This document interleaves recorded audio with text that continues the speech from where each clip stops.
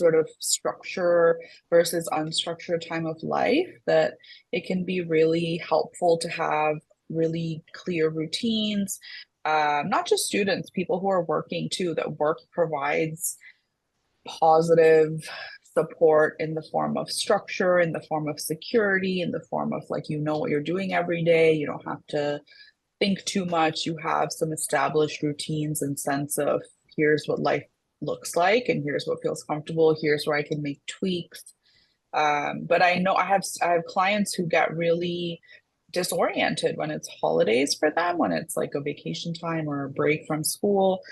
It feels really jarring, and sort of then especially to then put the onus back on them to sort of know here's what helps me, here's the routines I need to have, and here is it just internally structured, right? You don't have other people helping with that as much. So that just came to mind too as one of the fluid and sort of changing ways in which we're all just finding our rhythm and finding our routines in life, and that it can change. It changes depending on the season, literally, and it can change depending on the stage of life and what's working for you, what's speaking to you now that maybe may not have.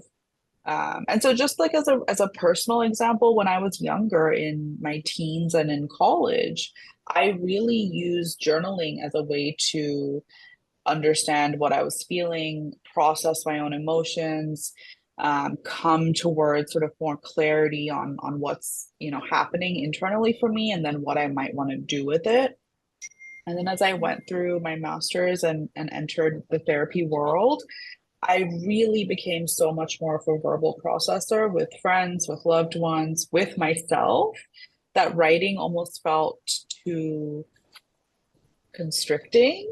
Like I'm a little freer verbally than I am in writing, but it used to be really, really far the other way, where it was really hard for me to express myself, to express what I'm thinking, what I'm feeling.